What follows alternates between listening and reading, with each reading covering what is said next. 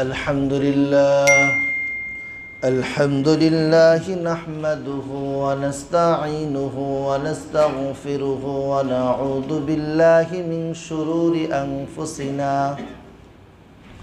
ومن سيئات أعمالنا من يهده الله فلا مضل له ومن يضلله فلا هادي له ونشهد أن لا إله إلا الله وحده لا شريك له ونشهد أن محمدا عبده ورسوله أما بعد فأعوذ بالله من الشيطان الرجيم بسم الله الرحمن الرحيم قد أفلح من تزكى وذكر اسم ربه فصلى وقال رسول الله صلى الله عليه وسلم وللصائم فرحتان فرحة عند فطره وفرحة عند لقائه وقال رسول الله صلى الله عليه وسلم إن في الجنة بابا يقال له الريان لا يدخل منه إلا الصائمون أو كما قال عليه الصلاة والسلام اللهم صل على محمد وأنزله المقعد المقرب عندك يوم القيامة আল্লাহ তাআলা আমাদেরকে জুমার নামাজ আদায়ের উদ্দেশ্যে আল্লাহর ঘর মসজিদে আসার তৌফিক দান করেছেন। আমরা কালিমাতুশ শুকর আদায় করি আলহামদুলিল্লাহ। রমাদানের শুরু থেকে আমরা রমাদানের ভিতরে যে সমস্ত ইবাদত আছে, রোজা রাখা এবং তারাবি, কোরআন মাজিদের তেলাওয়াত, জিকির আজকার, আলহামদুলিল্লাহ অনেক ভাই বছরের অন্য সময়ের তুলনায় তারা বাড়িয়ে দিয়েছিলেন। তো রমাদানের একবারে শেষ, আজকে আমরা ২৭তম রোজা রেখেছি, হয়তোবা সামনে ২টা অথবা ৩টা আছে। তো রমাদান যখন চলে যায় আর এই মাসটা আবার আসতে আবার কত মাস লাগবে? সামনে ১১ মাস অপেক্ষা করতে হবে। ১১ মাস কি আমি বেঁচে থাকবো কি না এটা কি আমি জানি? তো রমাদান যখন পাইছি এটাকে কাজে লাগাইতে হবে।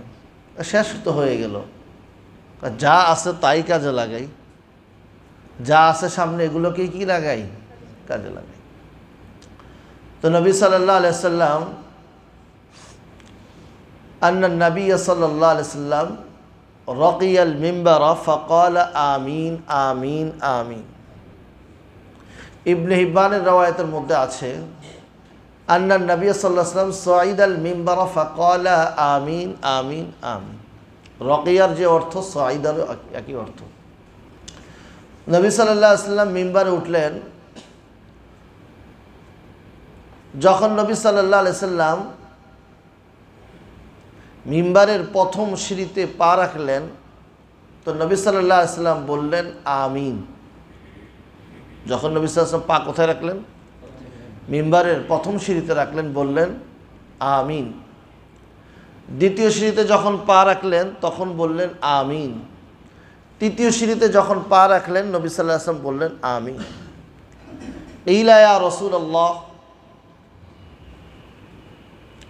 সাহাবায়ে কেরাম নবী সাল্লাল্লাহু আলাইহি সাল্লামকে জিজ্ঞাসা করলেন মা কুনতা তাসনাউ হাদা, আল্লাহ নবী এরকম তো করতেন না আপনি। মিম্বারে যখন পা রাখতেন তো প্রথম সিঁড়িতে আমিন তো আপনি কখনো আগে বলতে শুনি নাই। দ্বিতীয় সিঁড়িতে যখন পা রাখতেন তখন আমিন বলতে শুনি নাই। তৃতীয় সিঁড়িতে যখন পা রাখতেন তো আপনাকে আমিন বলতে তো আমরা আগে কখনো দেখিনি। তো নবী সাল্লাল্লাহু আলাইহি ওয়াসাল্লাম বললেন ফাকাল আলী জিবরিল, আমাকে জিবরিল আমিন বলল। কে বলেছে? জিবরিল আমিন আমাকে বলল রগিমা আনফু আবদিন, রগিমা আনফু আবদিন, ওই ব্যক্তির নাক ধুলোয় মিশ্রিত হোক, ওই ব্যক্তির জন্য ধ্বংস হোক। মান ওয়াজাদা আবওয়াইহি আও আহাদাহুমা, যে ব্যক্তি তার পিতামাতা দুজনকে পাইল অথবা দুইজনের একজনকে পাইল, ফালাম ইউদখিলহুল জান্নাহ, সে পাওয়ার পরেও সে জান্নাতে প্রবেশ করতে পারল না। পিতামাতাকে পাইছে অথবা পিতামাতার দুইজনের একজনকে পাইল, এরপরও সে কী করতে পারে নাই, জান্নাতে যেতে পারে না। অর্থাৎ পিতামাতার হক আদায় করে তার যে জান্নাত কামানো দরকার ছিল সেটা কি করতে পারে নাই, অর্জন করতে পারে। তো নবী সাল্লাল্লাহু আলাইহি ওয়াসাল্লাম বললেন, জিবরিল আমিন যখন আমাকে এই কথাটা বলল, ওই ব্যক্তি ধ্বংস হোক যে তার মাতা পিতাকে পাইল অথবা দুইজনের একজনকে পাইল, আর তাদের মাধ্যমে সে জান্নাতে প্রবেশ করতে পারল না। তো জিবরিল আমিন বলল, এই ব্যক্তি ধ্বংস হোক। নবী সাল্লাল্লাহু আলাইহি ওয়াসাল্লাম বললেন, আমিন, আমিও এই দোয়া করি। নবী সাল্লাল্লাহু আলাইহি ওয়াসাল্লাম কি বললেন, আমিও এই দোয়া করি আল্লাহ যেন এই কথা কবুল করে নেয়।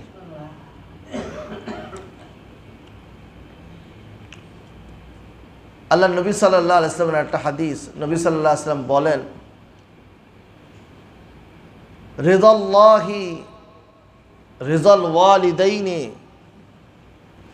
ওয়া সাখাতুল্লাহি সাখাত ফি সাখাতিল ওয়ালিদাইনি, আল্লাহর সন্তুষ্টি মাতা পিতার সন্তুষ্টির মধ্যে। কিসের মধ্যে? আল্লাহর সন্তুষ্টি কার মধ্যে বলেন?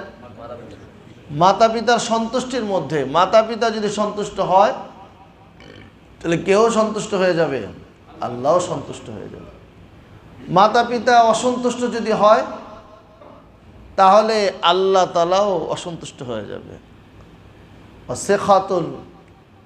সেখাতুল্লাহি ফি সেখাতিল ওয়ালিদাইনি,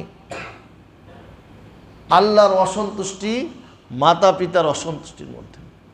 এজন্য মাতা পিতা যেন সন্তুষ্ট থাকে এই দিকে আমাদের লক্ষ্য রাখতে হবে, যাতে করে তিনারা কখনো আমার কোনো কাজের দ্বারা বা কথার দ্বারা যেন কি না পায়, কষ্ট না পায়।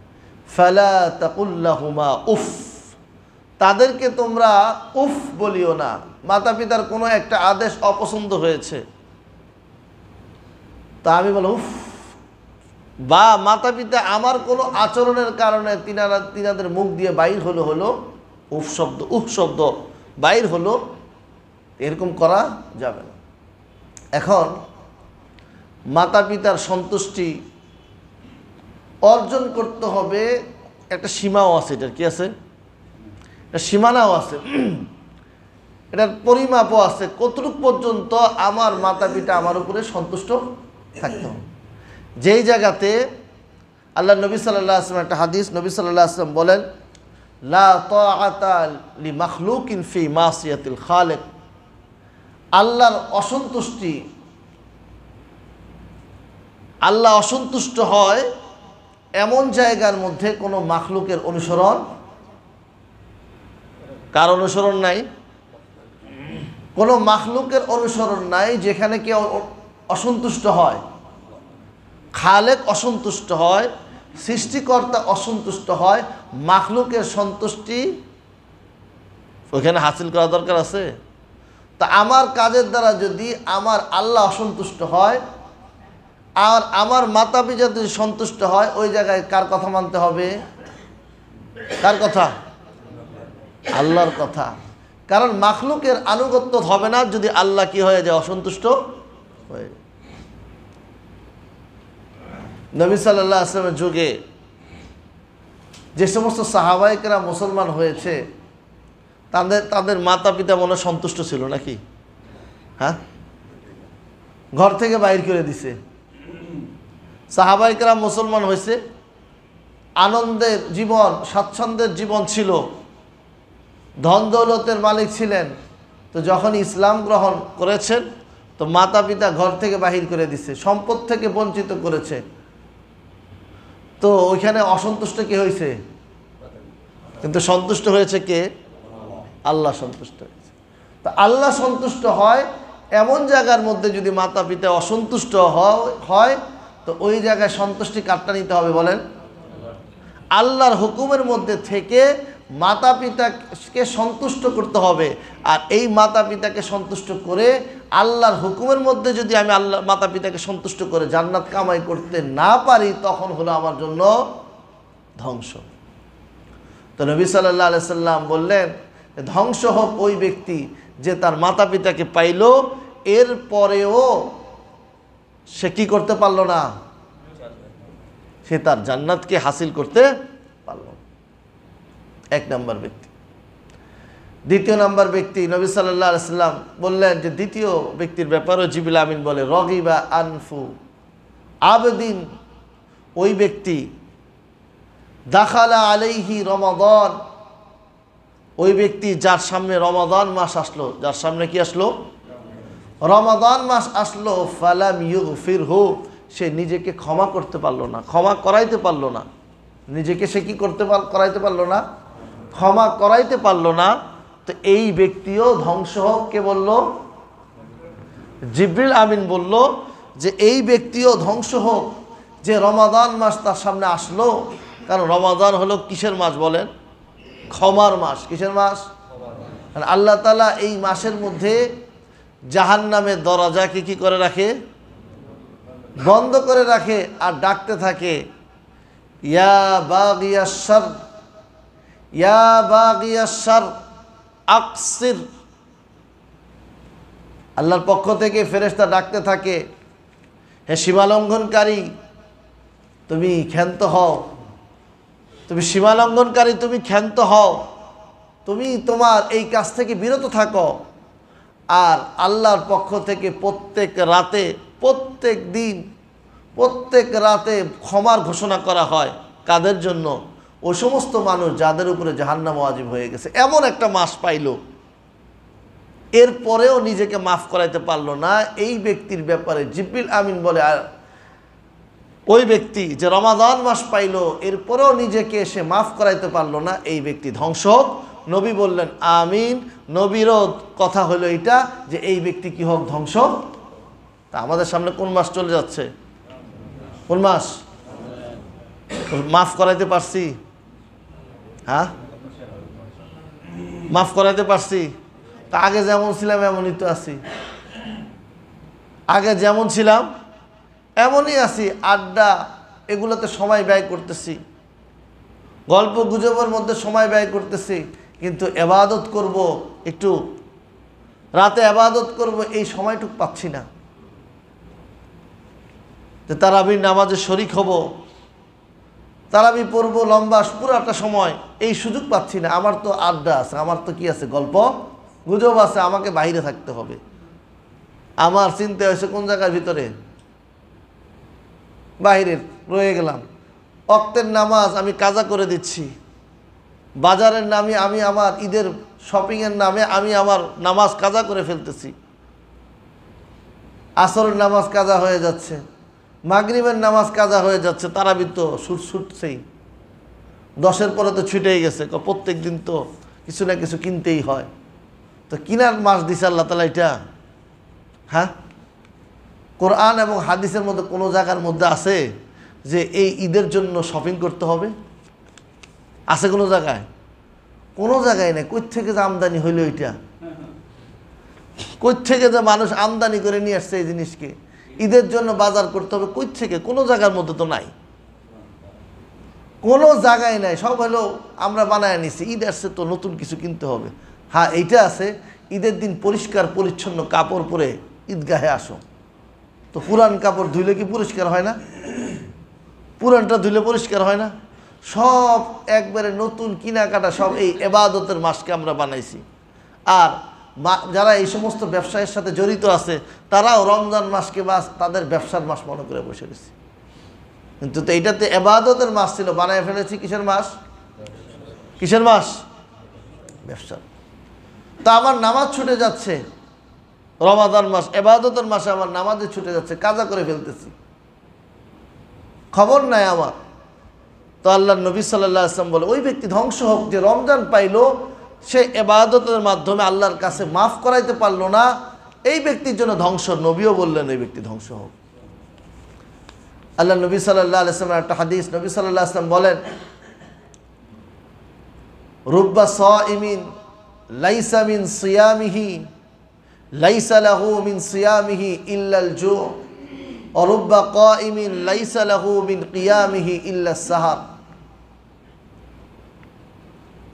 আরো এরকম মানুষও আছে, নবী সাল্লাল্লাহু আলাইহি ওয়াসাল্লাম বলেন কিছু মানুষ এমন আছে যে তাদের অবস্থা হইল তারা রোজা রাখে, কিছু রোজাদার এমন আছে তারা রোজা রাখে, কিন্তু এই রোজার বিনিময়ে তারা আল্লাহর কাছে কিছু পায় না। তারা কি পায় না?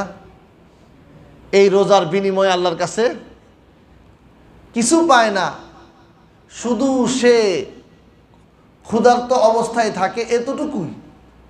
সে এর বিনিময়ে আল্লাহর কাছে কিছু পায় না। কেন পায় না? তাআমুহু ওয়া শারাবুহু হারাম, তার খাবার দাবার সবই হলো হারাম। সে হারাম মালের মাধ্যমে ইফতার করলো, সাহারিও করলো হারাম সম্পদ দিয়ে, তো তার রোজার মাধ্যমে সে কিছু পাবে না। এবাদত কি শুধু এবাদতের ভিতরে শক্তি লাগবে? তো নামাজ পড়ি, নামাজের মধ্যে খুশুখুজু নেই, মনে থাকে না, মাথায় ঘুরে, বিভিন্ন জায়গায় চক্কর মারে, তো ভিতরে তো সমস্যা। ভিতরে যেটা আছে, ভিতরে তো হালাল জিনিস থাকতে হবে, রক্তটা হালাল হইতে হবে। খাদ্য হালাল হলে কি হালাল হবে বলেন? রক্ত হালাল হবে। যদি আমার পোশাক হালাল হয় তখন তো আমি আবাদতে মজা পাইব। হারাম পোশাক পরে আমি ঘুষের টাকায় পোশাক পরে বসে আছি, টেবিলের নিচের টাকার পোশাক পরে আমি পোশাক পরে রয়েছি, মানুষের জমিন আত্মসাৎ করে ওই পোশাক পরে আমি রোজা করতেছি, তাহলে কি আমার এর মাধ্যমে আমি নেকি পাবো? তাহলে নবী সাল্লাল্লাহু আলাইহি ওয়াসাল্লাম বলেন এই সমস্ত মানুষ ক্ষুধার কষ্ট ছাড়া তাদের আর কিছুই জুটে না। কারণ তাদের পুরো শরীরটা, দেহটা, এটা তো সে হারাম দ্বারা গঠন করেছে। আর যে শরীরকে হারাম দ্বারা গঠন করা হয় এর জন্য উপযুক্ত হলো জাহান্নাম।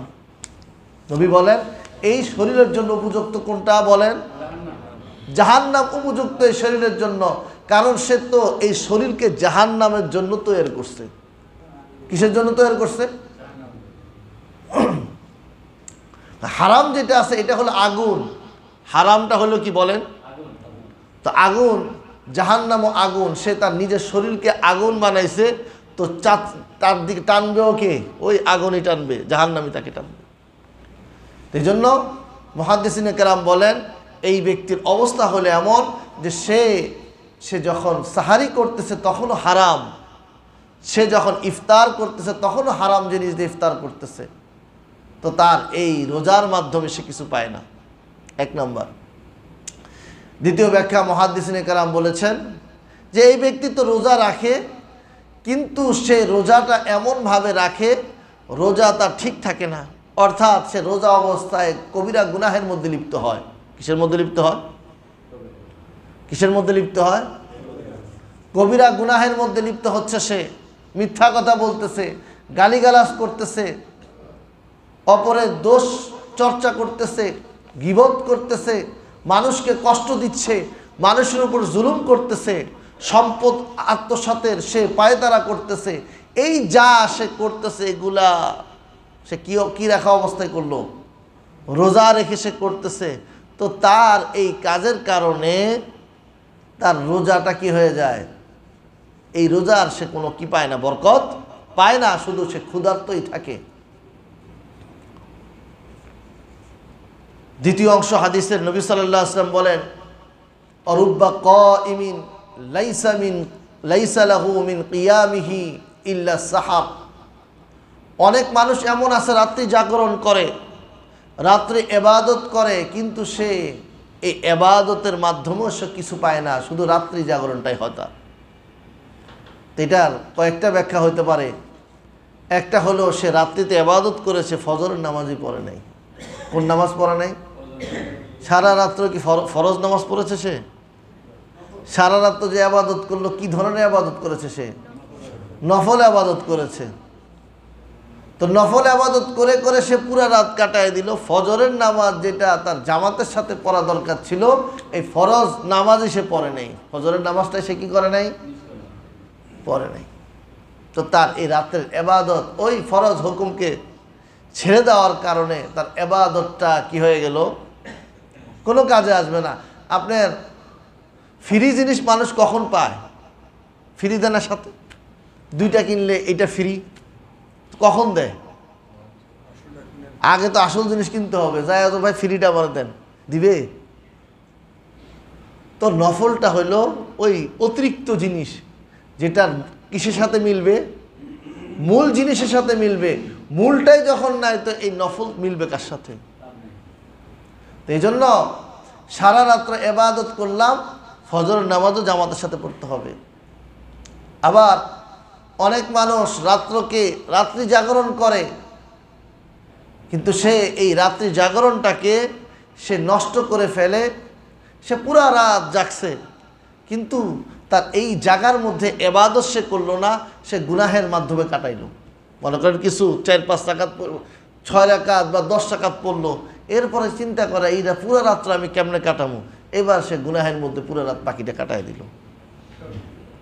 যুবক ভাইরা এই কাজটা করে থাকে বেশি, যে রাত্রে কয় সারা রাত জাগবো, তো 2-4 রাকাত 8 রাকাত নামাজ পড়া বাহিরে যায়, এবার যা যা দরকার আড্ডা উড্ডা যা গুনাহের কাজ সব করে আসে। তো তার এই যে আবাদতটা হইল, এরপরে গুনার মাধ্যমে আবাদত রইল, আবাদত তো নষ্ট হইল। লা তুবতিলু আমালাকুম, তোমরা তোমাদের আমলকে নষ্ট করিও না। তো আবাদত নষ্ট করা যাবে না। কি করা যাবে না? নবী সাল্লাল্লাহু আলাইহি ওয়াসাল্লামের আরেকটা হাদিস, নবী সাল্লাল্লাহু আলাইহি ওয়াসাল্লাম বলেন, আসিয়ামু জুন্নাতুন মা লাম ইয়াখরুকহা। আসিয়ামু জুন্নাতুন মা লাম ইয়াখরুকহা, রোজা এটা ঢাল, যতক্ষণ পর্যন্ত এটাকে ভেঙে না ফেলা হয়। কি না করা হয়? রোজা এটা ঢাল। আরেক হাদিসের মধ্যে আছে, জিহাদের ময়দানে শত্রুর অস্ত্র থেকে বাঁচার জন্য, শত্রুর তলোয়ার থেকে বাঁচার জন্য ঢাল যেরকম, রোজাটাও ওরকম ঢাল। আমি যদি আমার ঢালকে ভেঙে ফেললাম, তখন কি আর আমি বাঁচতে পারবো? তো আমি এই রোজার মাধ্যমে শয়তান থেকে বাঁচার চেষ্টা করতেছি, কিন্তু আমি এই ঢালটাকেই নষ্ট করে ফেলতেছি। এটা করা যাবে না। তো নবী সাল্লাল্লাহু আলাইহি ওয়াসাল্লাম বললেন, ওই মানুষ যে রমাদান মাস পাইল, কিন্তু রমাদান মাস পাওয়ার পরেও সে নিজের গুনাহ মাফ করাইতে পারল না, তার উপরে জিবরিল আমিন বদদুয়া করেছে। এটার সাথে সহমত পোষণ করেছেন কে? আল্লাহ নবী বললেন, এই ব্যক্তি ধ্বংস হোক। কয়জন মানুষ হইল? 2 জন। তৃতীয় নাম্বার, নবী সাল্লাল্লাহু আলাইহি ওয়াসাল্লাম বলেন, এরপরে জিবরিল আমিন বলল, রগিবা আনফু ইমরাইন যুকিরতা ইনদাহু ফালাম ইউসাল্লি আলাইহি। ওই ব্যক্তি যে ব্যক্তির কাছে আপনার নাম নেওয়া হইলো, নবী সাল্লাল্লাহু আলাইহি ওয়াসাল্লামকে বলতেছে, ওই ব্যক্তি ধ্বংস হোক যার সামনে আপনার নাম নেওয়া হইলো, কিন্তু এরপরে সে দুরূদ পড়ে নাই। সে কি করে নাই? কি পড়ে নাই? নবী সাল্লাল্লাহু আলাইহি ওয়াসাল্লামের নাম আসছে, আমরা নাম শুনলাম না মাত্র, সাল্লাল্লাহু আলাইহি ওয়াসাল্লাম বলি। নবী সাল্লাল্লাহু আলাইহি ওয়াসাল্লামের নাম আসলো, তো নাম শোনার পরেও কি করলো না? সে দুরূদ পড়লো না নবীর উপরে। তো এই ব্যক্তিকে নবী সাল্লাল্লাহু আলাইহি ওয়াসাল্লাম, জিবরিল আমিন বলল, এই ব্যক্তি ধ্বংস হোক। নবী সাল্লাল্লাহু আলাইহি ওয়াসাল্লাম বললেন, আমিন, হ্যাঁ এই ব্যক্তি ধ্বংস হোক। তো দুরূদ, নবী সাল্লাল্লাহু আলাইহি ওয়াসাল্লামের নাম যখন আসবে, আমাদেরকে কি বলতে হবে? সাল্লাল্লাহু আলাইহি ওয়াসাল্লাম, এটা বলতে হবে। আবু হুরায়রা রাদিয়াল্লাহু আনহুর riwayat, তিনি বলেন, আন্না নবী সাল্লাল্লাহু আলাইহি ওয়াসাল্লাম قال فإنه صلى علي ওয়াহিদাতান, যে ব্যক্তি আমার উপরে একবার দুরূদ পড়ে। কয়বার? সাল্লাল্লাহু আলাইহি আশরান, আল্লাহ তার উপরে 10 বার রহমত বর্ষণ করে। যে ব্যক্তি আমার উপরে, নবী সাল্লাল্লাহু আলাইহি ওয়াসাল্লাম বলেন, যে ব্যক্তি আমার উপরে একবার দুরূদ পড়ে, আল্লাহ তাআলা তার উপরে কতবার? 10 বার রহমত বর্ষণ করে। আব্দুর রহমান ইবনে আউফ সাহাবী রাদিয়াল্লাহু আনহু, তিনি বলে, তো আব্দুর রহমান ইবনে আউফ সাহাবী রাদিয়াল্লাহু তিনি বলেন যে একবার আমি মসজিদের নববীতে প্রবেশ করলাম। তো প্রবেশ করার পরে দেখলাম নবী সাল্লাল্লাহু আলাইহি ওয়াসাল্লাম মসজিদের বাহিরের দিকে যাচ্ছেন। তা আমি নবী সাল্লাল্লাহু আলাইহি ওয়াসাল্লামের পিছনে পিছনে চলতে লাগলাম। তো দেখলাম নবী সাল্লাল্লাহু আলাইহি ওয়াসাল্লাম একটা বাগানে প্রবেশ করলো, খেজুর বাগানে। আর ওই খেজুর বাগানে যায় নবী সাল্লাল্লাহু আলাইহি ওয়াসাল্লাম নামাজে দাঁড়াইলেন। তো নবী সাল্লাল্লাহু আলাইহি ওয়াসাল্লাম নামাজে দাঁড়ানোর পরে নবী সাল্লাল্লাহু আলাইহি ওয়াসাল্লাম যখন সেজদা করলেন, আব্দুর রহমান ইবনে আউফ বলে নবী সাল্লাল্লাহু আলাইহি ওয়াসাল্লাম সেজদাটা এত লম্বা ছিল যে আমি নবী সাল্লাল্লাহু আলাইহি ওয়াসাল্লামের কাছে গেলাম, আমার কাছে মনে হইল ফাখশিতু আন কবাদাল্লাহু রূহাহু, যে আমার কাছে ভয় লাগতেছিল যে আল্লাহ তাআলা নবী সাল্লাল্লাহু আলাইহি ওয়াসাল্লামের রূহকে কবজা করে নিছে কিনা। সেজদাই দিছে, এত লম্বা সেজদা করেছে যে নবী সাল্লাল্লাহু আলাইহি ওয়াসাল্লাম সেজদা থেকে উঠতেছে না। আব্দুর রহমান ইবনে আউফ বলে আমার মনে হইল যে আমার ভয় লাগতেছিল যে আল্লাহ নবীকে উঠে নেওয়া হইল কিনা। তা আমি ফাদানাউতু, আমি কাছে যায় দেখতেছি, পিছনে ছিলাম, দূরে ছিলাম, এখন কাছে এসে দেখতেছি নিঃশ্বাস আছে কিনা। তো পাশে আমি ঘুরঘুর করতেছি। তো নবী সাল্লাল্লাহু আলাইহি ওয়াসাল্লাম নামাজ যখন শেষ করলেন, নবী সাল্লাল্লাহু আলাইহি ওয়াসাল্লাম আব্দুর রহমান ইবনে আউফকে বললেন, সাহাবী রাদিয়াল্লাহু আনহুকে বললেন, তোমার কি হয়েছে, মা শানুক, তোমার কি অবস্থা, তুমি এমন করতেছো কেন, একবার ডাইনে ঘুরো একবার এদিক ঘুরো, কি হয়েছে তোমার। তো আল্লাহ নবী, আমার তো ভয় লাগতেছিল যে আল্লাহ তাআলা কি আপনার রূহকে উঠায় নিছে কিনা, এই ভয়ের কারণে আমি আশপাশে ঘুরতেছি, আমি দেখতেছি আপনি জীবিত আছেন কিনা। তো নবী সাল্লাল্লাহু আলাইহি ওয়াসাল্লাম বললেন, শোনো, জিবরিল আমিন আমার কাছে এসেছে। কে এসেছে? ফাবাশশারানি জিবরিল, জিবরিল আমাকে সুসংবাদ দিয়ে গিয়েছে এই কথা বলে যে আল্লাহ তাআলা এই কথা বলেছেন,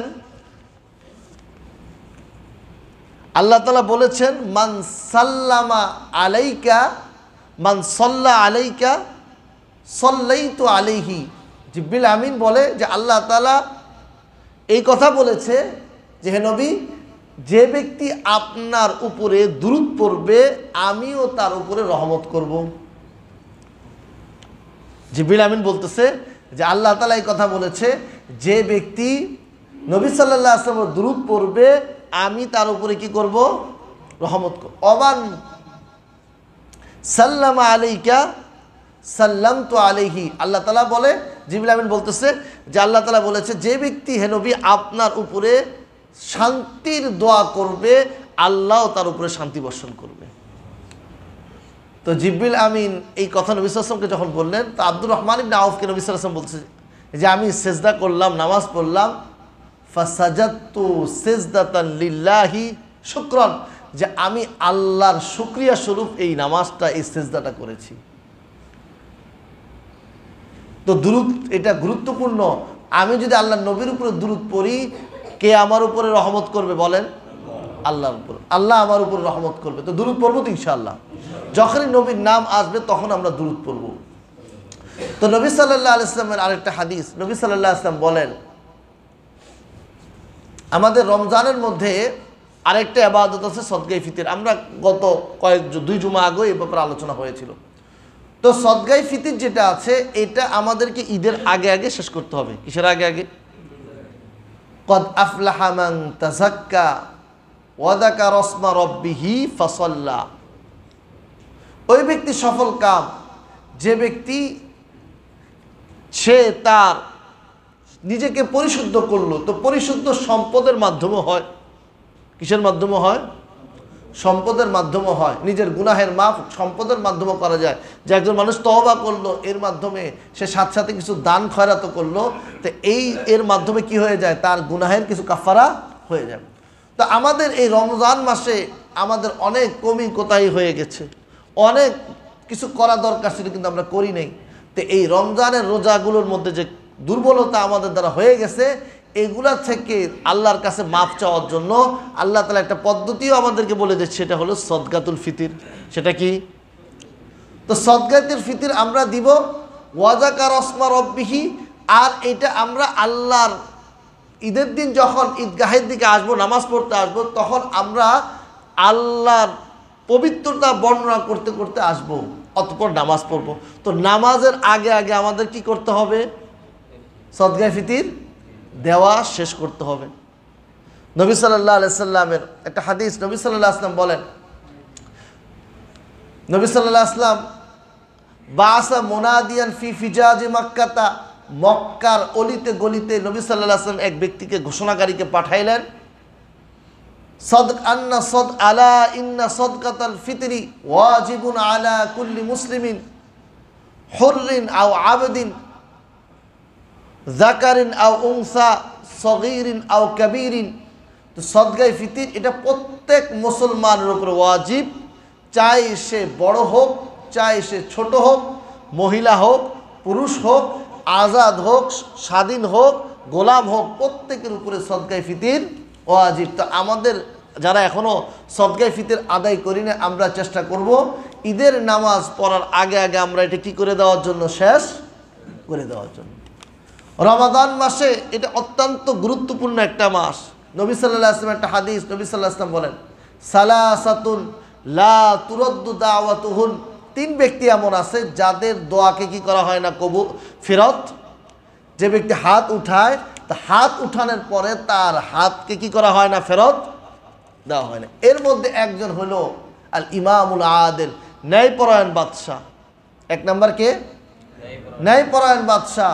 দ্বিতীয় নাম্বার ব্যক্তি হলো ওয়াসাইমু হিনা ইফতিরু, রোজাদার ব্যক্তি, সে যখন ইফতার সামনে নিয়ে আল্লাহর কাছে দোয়া করে, আল্লাহ তার এই দোয়াকে কি দেয় না, ফেরত দেয় না। তৃতীয় নাম্বার ব্যক্তি হলো দাওয়াতুল মাজলুম, অত্যাচারিত ব্যক্তির দোয়া আল্লাহ তাআলা কি করে না, ফেরত দেয় না। এই জন্য আমাদের বাকি যে সময়টা আছে, আমরা আমাদের গুনাহ মাফের জন্য কার কাছে দোয়া করব বলেন? আল্লাহর কাছে আমরা দোয়া করবো, আল্লাহ তাআলা যেন আমাদেরকে মাফ করে দেয়। আমরা যতটুকু আলোচনা শুনলাম এর উপর আমল করার তৌফিক দান করুন।